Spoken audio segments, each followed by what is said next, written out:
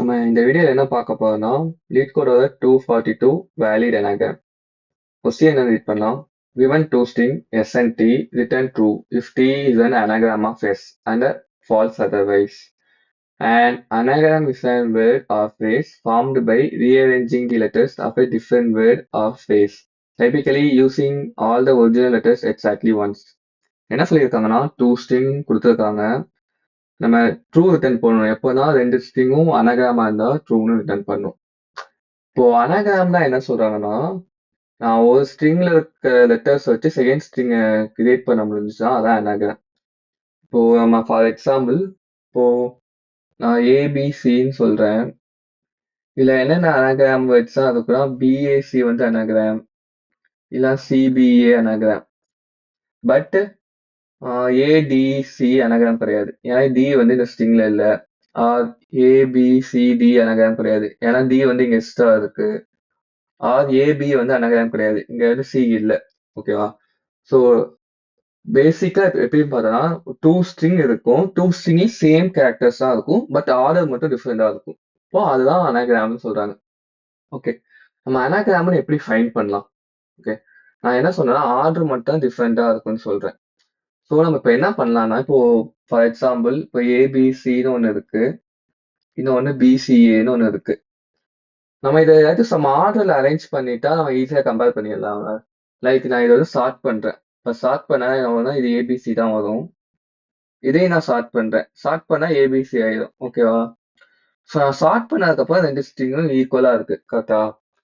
So நம்ம இப்போ என்ன பண்ணலாம்னா, ஃபர்ஸ்ட் ரெண்டு ஸ்ட்ரிங்கையும் ஸ்டார்ட் பண்ணிக்கலாம். ஓகே, ஸ்டார்ட் பண்ணதுக்கப்புறம் ரெண்டுமே ஈக்குவலா இருந்தா அது அனகிராம், இல்ல நாட் அன் அனகிராம். இது மாதிரி ஃபர்ஸ்ட் சிம்பிளா முடிச்சிடலாம்.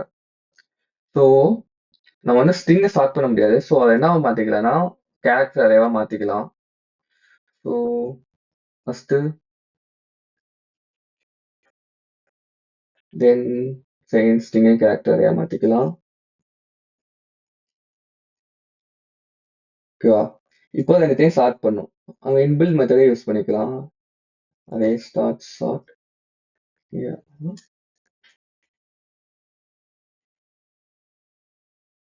ஓகே, இப்போ வந்து நம்ம ரெண்டுமே ஸ்டார்ட் பண்ணியாச்சு. ஓகே, தென் என்ன பண்ணா ரெண்டுமே கம்பேர் பண்ணும். இதுக்கும் நம்ம எக்ஸ்பிளிசிட்டா லாஜிக்கல் தேவையில்ல, இருக்க இன்பில்ட் மெத்தடே எழுதிக்கிறேன். ஸோ எப்போ ட்ரூனா ரெண்டுமே ஈக்குவலா இருந்தா ட்ரூ.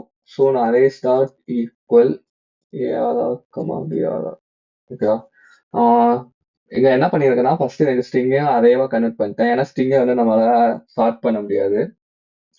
தென் நான் என்ன பண்றேன்னா ரெண்டு அரேயும் ஸ்டார்ட் பண்ணிக்கிறேன். ஸ்டார்ட் பண்ணிட்டு ரெண்டுமே ஈக்குவலான்னு கம்பேர் பண்றேன்.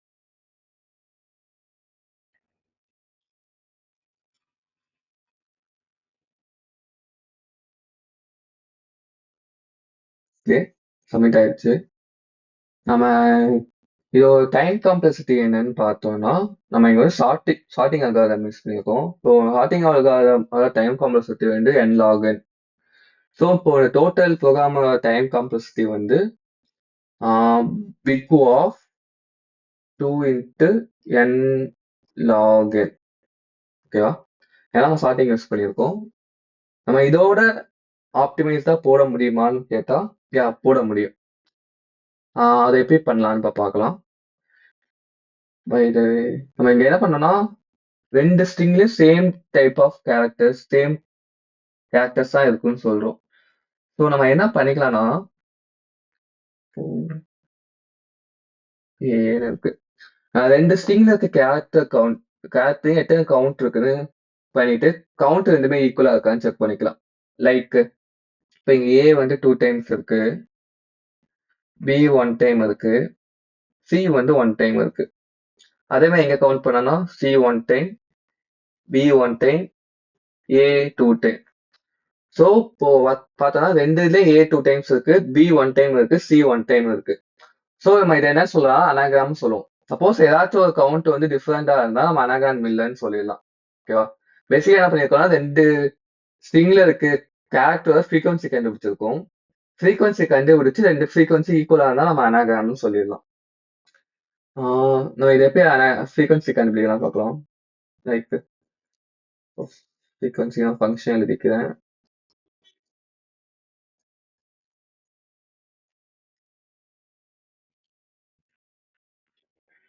இப்போ 26 லென்த்ல ஏன் அரே கிரியேட் பண்ணியிருக்காங்கன்னா அவங்க வந்து லோயர் கேஸ் இங்கிலீஷ் லெட்டர்ஸ் மட்டும் தான் இருக்கும்னு சொல்லியிருக்காங்க.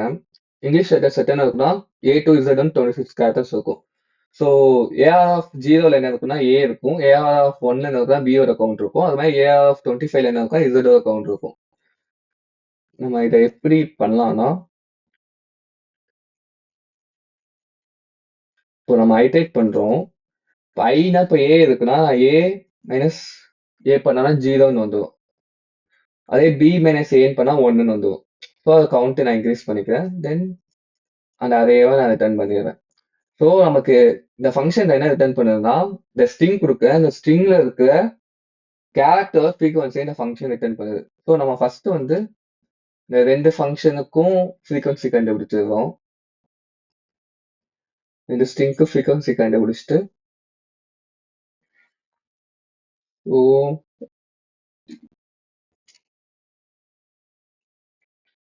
ஸோ இப்போ ரெண்டுத்துக்கும் ஃப்ரீக்வன்சி கண்டுபிடிச்சிட்டேன்.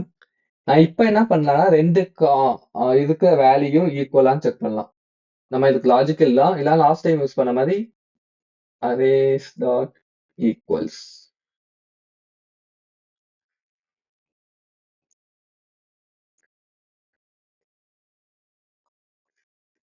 ஓகே,